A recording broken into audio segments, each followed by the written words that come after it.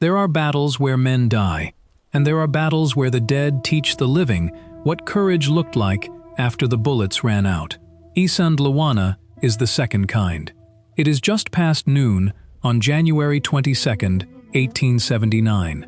The plain beneath Isandlwana mountain is shaking, not from wind, not from artillery, from feet. 15,000 Zulu warriors are pouring down from the hills in a formation their grandfathers learned hunting buffalo. Two enormous horns sweeping wide across the grassland, closing like a jaw. And inside that jaw, pressed into a shrinking rectangle of red coats and smoke, are 1,300 British soldiers who are about to discover what the end of the world sounds like. Within 90 minutes, nearly every one of them will be dead. 52 officers, more than Britain lost during the three main battles of Waterloo, will lie in the grass beneath the South African summer sun, and no one will come to bury them. Here is what most people think happened at Isandlwana. The Zulus charged. The British were overwhelmed. The end. But that is not what happened. The final minutes were something else entirely. Soldiers who ran out of bullets did not run. They threw down their rifles. They drew their pistols and fired until those were empty. And then they drew their knives. But here is the detail that should unsettle you most. When the British returned to the battlefield hours later, they did not find chaos. They found geometry.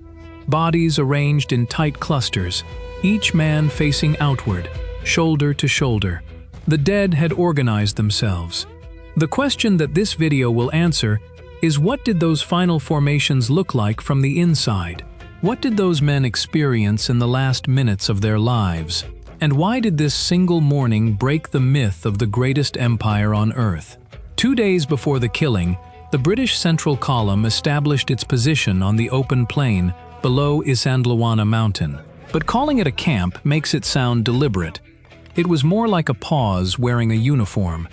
The column had crossed into Zululand 9 days earlier as part of a three-pronged invasion that Lord Chelmsford had designed to crush King Cetshwayo's kingdom in weeks. The position was supposed to be temporary, a staging ground before the next advance. No one entrenched. No one circled the wagons into a defensive wall, the formation the Boers called a lager, because no one believed they would need to. The deadliest weapon at Isandlwana was not the assegai, it was the assumption.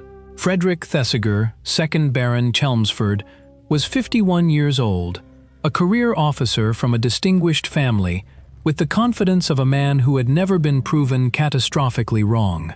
He had fought in Abyssinia and against the Xhosa, but he had never faced a disciplined native army on open ground at this scale. His central conviction was that the Zulu would never dare attack a British position head-on. He was staking 1,300 lives on that conviction. He was wrong. Standard military doctrine of the era called for circling the wagons into a defensive lager when operating in hostile territory. Chelmsford had been specifically warned about this by men who knew the ground and knew the enemy. Boer settlers who had fought the Zulu before told him plainly that an unfortified camp in open country was an invitation to be overrun. The Boers circled their wagons every single night without exception. The British did not, because their commanding general decided speed mattered more than survival. That decision, made in the quiet confidence of a headquarters tent, is the reason 1,300 men would die beneath Isandlwana mountain. On the morning of January 22nd, Chelmsford split his force. He took roughly half the column, the stronger half, and marched east to find the main Zulu army, which his scouts had reported in that direction. He left behind approximately 1,300 men under Colonel Henry Pullane. Pullane was an administrator, competent, thorough, respected, but untested in the way that matters when 20,000 men are coming to kill you. He had spent most of his career managing logistics and garrisons, organizing supply chains behind quiet desks.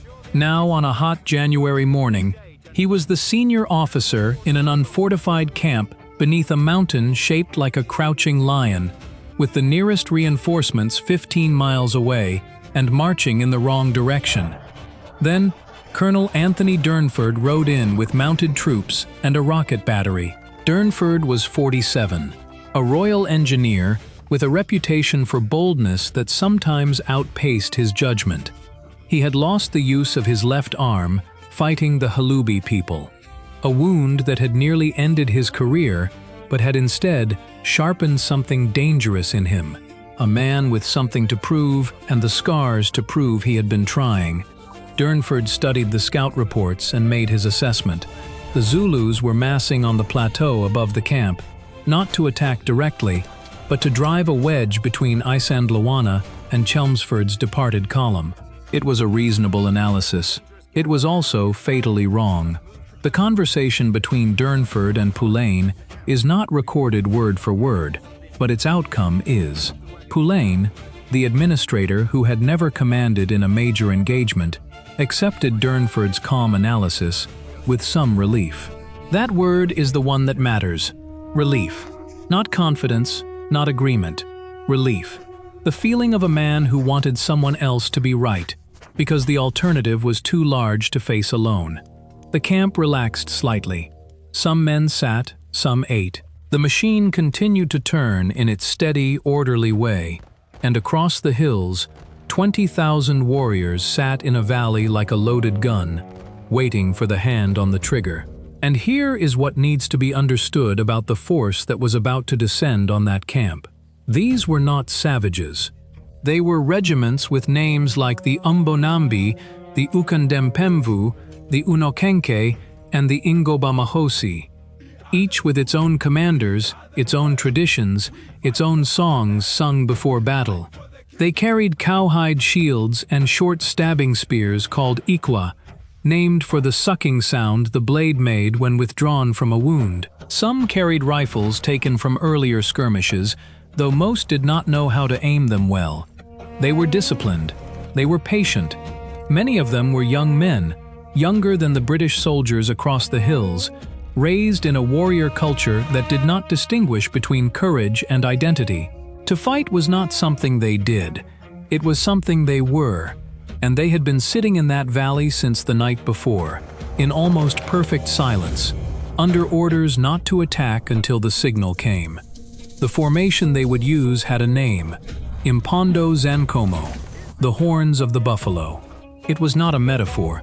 It was a doctrine perfected over generations.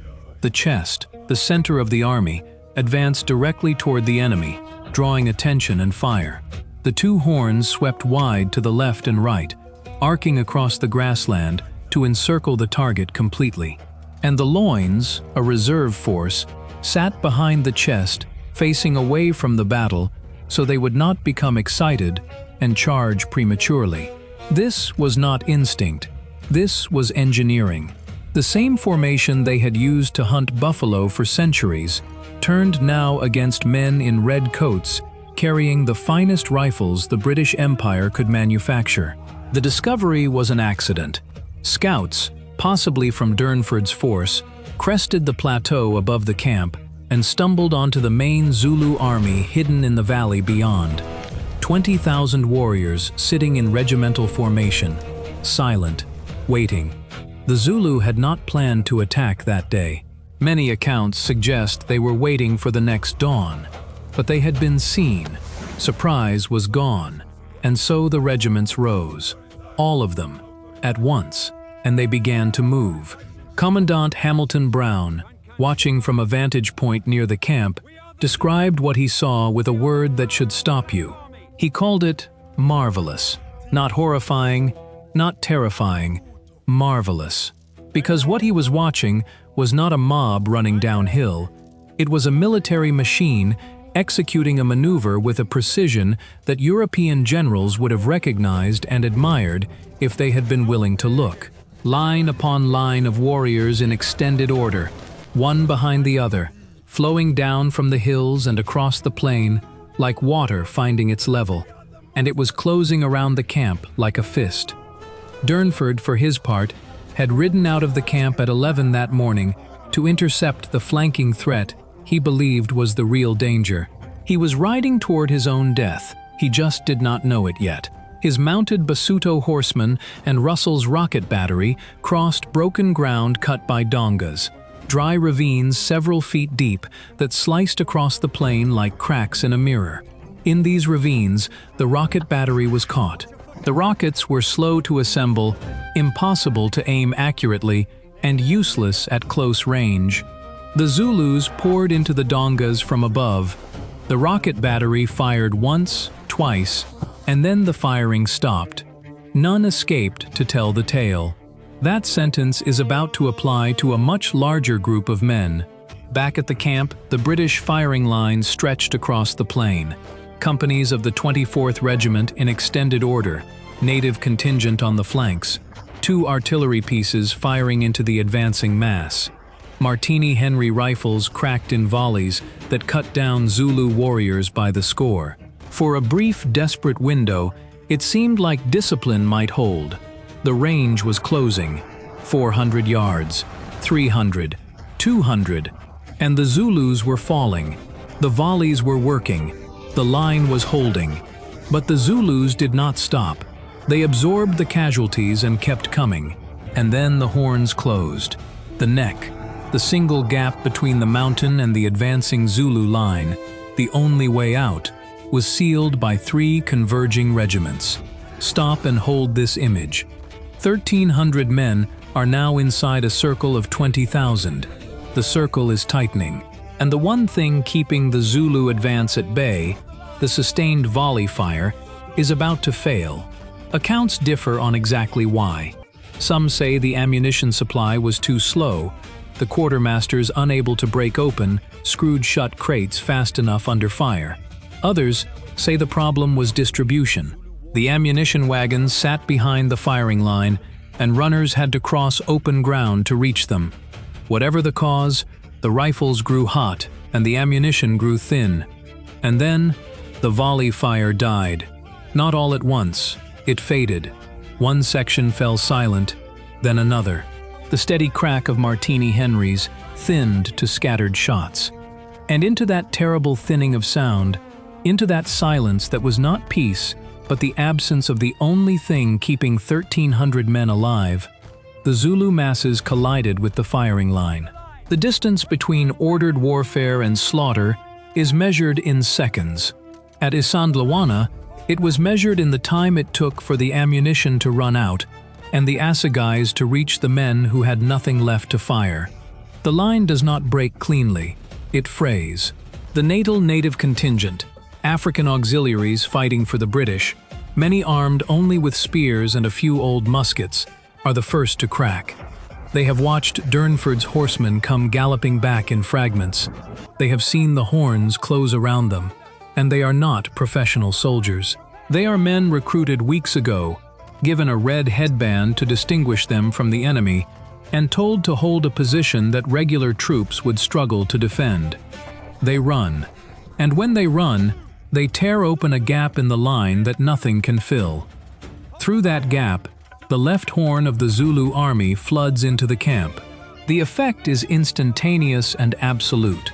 Men who were firing forward now have enemies behind them. The companies of the 24th, the professional corps, the men trained to stand shoulder to shoulder and trust the man beside them, begin to contract. They are not retreating, not yet. They are being compressed, squeezed inward toward the tents and ammunition wagons, toward the center of a camp that has become a killing ground. The noise shifts. The crack of rifles is replaced by something older and worse. The sound of metal on flesh, shouting in 2 languages. Men who cannot see more than 10 feet in any direction through the smoke and dust. The summer ground is bone dry, and the impact of thousands of feet has turned the plain into a haze. Visibility drops to almost nothing. This is the moment that separates Isandlwana from every other colonial defeat. Not the scale, the speed. The British firing line held for perhaps 20 minutes. When it broke, the transformation from battle to massacre took less than 5 minutes. That is how fast 1,300 men went from soldiers to survivors to corpses.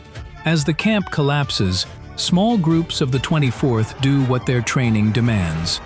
They cluster. They form knots of resistance. 10 men here, 20 there. Backs to a wagon. Faces to the advancing Zulu line. These are not heroic last stands in the cinematic sense. They are desperate reflexive formations by men who have no other option. The mountain is behind them. The neck is sealed. The horns have closed. There is no retreat, no reinforcement, no miracle coming over the hill. So they do the only thing the British Army has taught them to do. They form up and they fire. Near the ammunition wagons, a group of perhaps 30 men of the 24th formed a rough square. They fired steadily, each volley cutting down Zulu warriors by the score. But still the enemy closed. You could kill 20 men with every volley, and it would not matter, because behind those 20 were another 100, and behind them another 1,000. The mathematics of Isandlwana had only one answer, and every man in that square knew what it was. Inside that square, a soldier is loading his Martini Henry for what he knows will be the last time. He does not know his name will be forgotten. He does not know that someone will watch a video about this moment a century and a half later. He knows only that the man beside him is still standing, that his hands are steady enough to push a cartridge into the breech, and that the next volley might buy 10 more seconds. That is the currency now, not victory. Seconds. Here is the detail that the official histories gloss over. These men could see each other dying. The square was perhaps 15 feet across. When the man beside you falls, you feel his weight against your leg. You hear the sound his body makes when it hits the ground. And you do not move because if you step out of the line, the square collapses. You stand on the dead to keep firing. That is what discipline looks like when there is no hope left. And then the ammunition ran out. Not gradually, all at once, in clusters. Men reaching into cartridge pouches and finding nothing. The sound of the Martini Henrys, which had been the heartbeat of the resistance, stopped section by section. And in that silence, the Zulu warriors who had been pressing forward into the teeth of those volleys, losing brothers with every step, felt the pressure release. And they surged. What happened next followed a sequence that Zulu veterans would later describe with a precision that suggests they had never seen anything quite like it. The soldiers did not run. They holstered or threw down their empty rifles and drew their pistols. Officers and sergeants with revolvers, sidearms that had been decorative 5 minutes ago, became the only weapons left. They fired at point-blank range into the faces of men close enough to touch, and when the pistols were empty, they drew their knives. A Zulu warrior described this final phase with astonishing clarity. The soldiers gave a shout and charged down upon us. There was an officer in front with a long flashing sword, which he whirled round his head as he ran. They threw down their guns when the ammunition was done and commenced with their pistols, which they fired as long as their ammunition lasted. And then they formed a line, shoulder to shoulder, and back to back, and fought with their knives. Let those words settle. These men, with no ammunition, no artillery, no cavalry, no hope of rescue, did not scatter. They arranged themselves into a formation and fought with knives against warriors carrying stabbing spears. That is not a military decision. That is something older, something human, the refusal to die alone. And there is the officer with his long flashing sword, whirling it above his head as he charged forward. The Zulu account says they killed themselves by running down. That sentence is not contempt. It is bewilderment. The Zulus had expected surrender or flight. They got neither. They got a charge. An officer drew a sword and ran screaming into 20,000 men, and his soldiers followed him. That is either madness or it is something we do not have a word for. Bayonets against assegais, hunting knives against Iklewa. The British formed their line back to back, and the Zulus closed around them like water around a stone. There is a moment in every last stand when the men still fighting know the exact number of seconds they have left. Not because they can count them, but because they can feel them. The air changes. The noise changes. The world narrows to the width of a blade and the sound of your own breathing. And in that final narrowing, something happens that no military manual has ever been able to explain. The fear leaves, not because courage replaces it, because there is simply no room left for fear in a space that small. There is only the man beside you, and the weapon in your hand, and the next second, and the one after that. The square shrank. 10 men. 5. 2 men standing back to back, surrounded by a circle of warriors. And then one. And then none. And then silence. Not the silence that follows a battle. The silence that follows an extinction.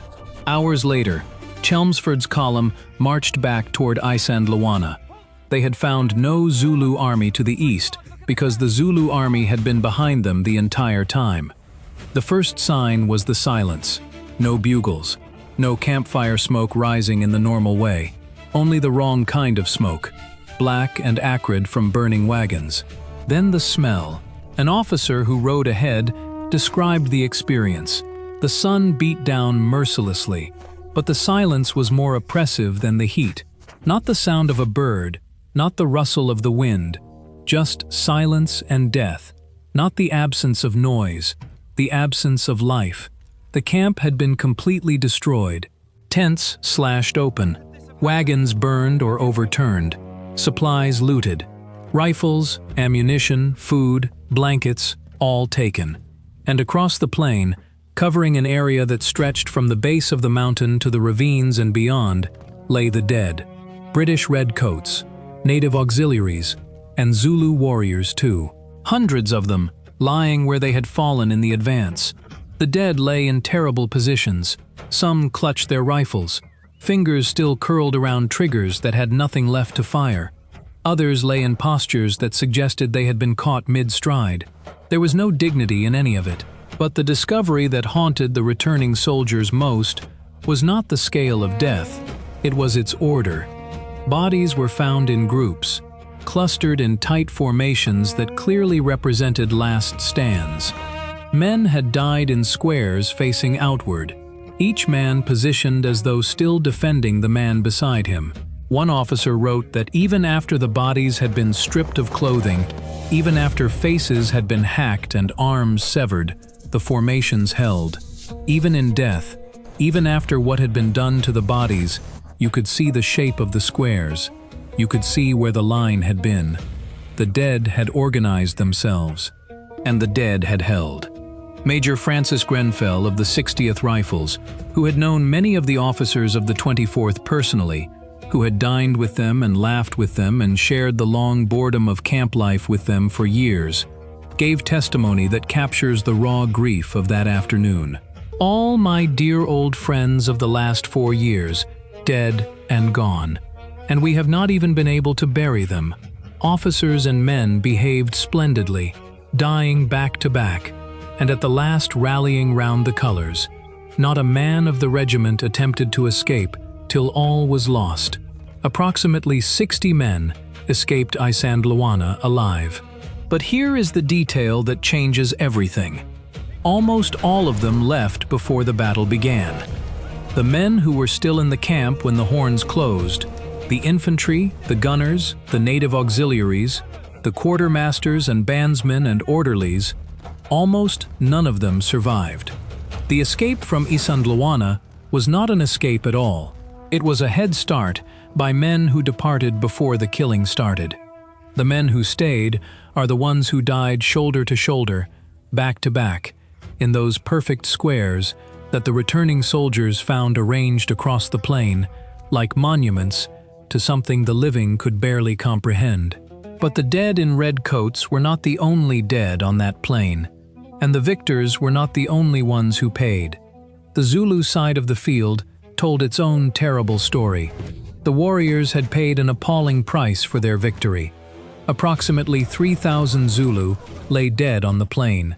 Another 5,000 were wounded, many of them mortally in an era with no battlefield surgery and no antiseptics.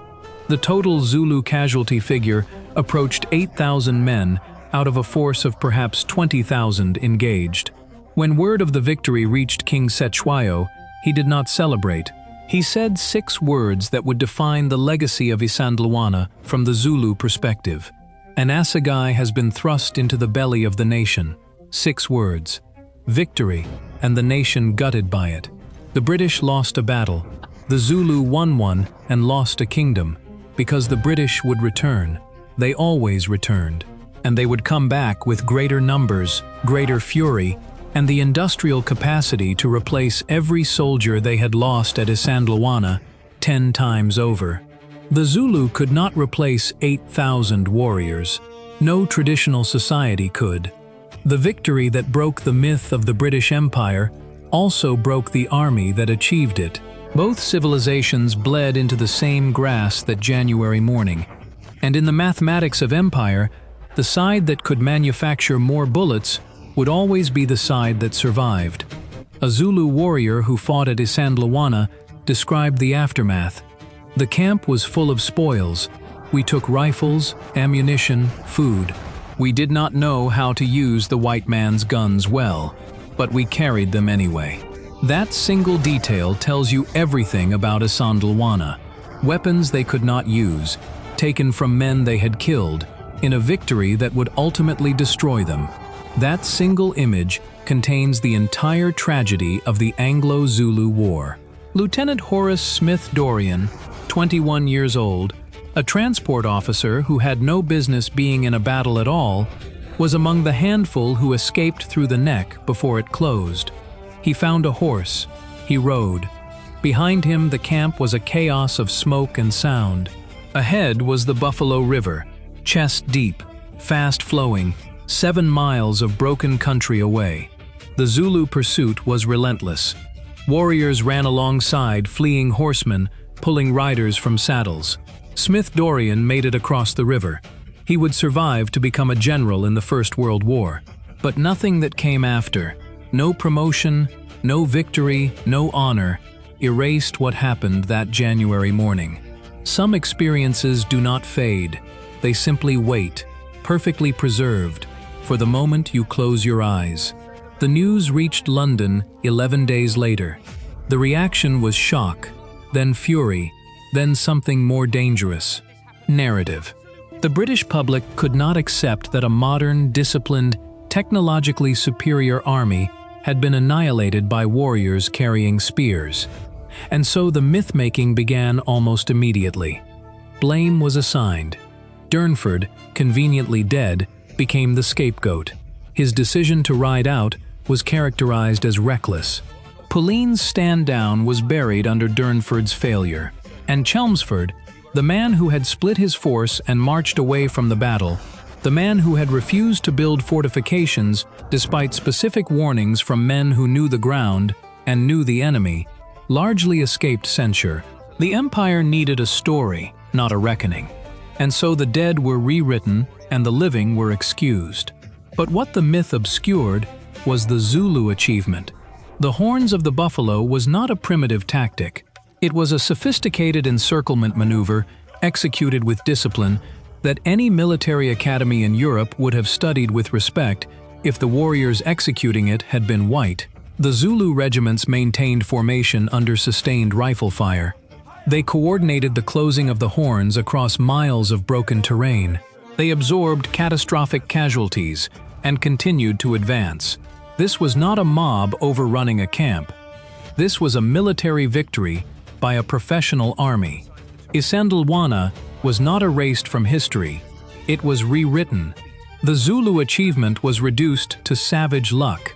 The British failure was buried under a dead man's name. And the truth, that 1,300 men died because one general decided that building a wall would slow him down, was folded into the footnotes where empires keep the things they do not want to remember. Today, the battlefield at Isandlwana is marked by white cairns, stone markers placed where clusters of bodies were found. They dot the plain in the same groupings the dead were discovered in. Tight clusters near wagon positions, scattered lines along the retreat path, a dense concentration near the neck. The formations the dead arranged themselves into 145 years ago are still visible in stone. The mountain still looms above the plain. It loomed when the Zulu charged. It loomed when the squares shrank from 10 men to 5 to 2 to none. It loomed when Chelmsford's column rode back into the silence and found their friends arranged in the geometry of the last thing they ever did together. The mountain did not care then. It does not care now. At the beginning of this video, I told you the dead had organized themselves. Now you understand what that means. Not a military formation, something older, something that has no rank and no uniform and no country. The refusal to die alone. The instinct to face the end, standing beside the man next to you, shoulder to shoulder, back to back, even when there is nothing left to fight with except the knife in your hand and the seconds you have left to hold it. An empire learned it could bleed. A nation learned what victory costs. And on a quiet plain in Zululand, the dead held their formation. The Zulu warriors who broke those squares would tell their children about the men who would not stop fighting. The British soldiers who found those squares would carry the image to their graves. Both sides recognized the same thing in those final formations, something that transcended the war, the empire, the politics, and the century. Something that belongs to no army and no nation. The simple human truth that when everything else is gone, the last thing a man reaches for is not his weapon. It is the shoulder of the man beside him. The dead held their formation. They are holding it still.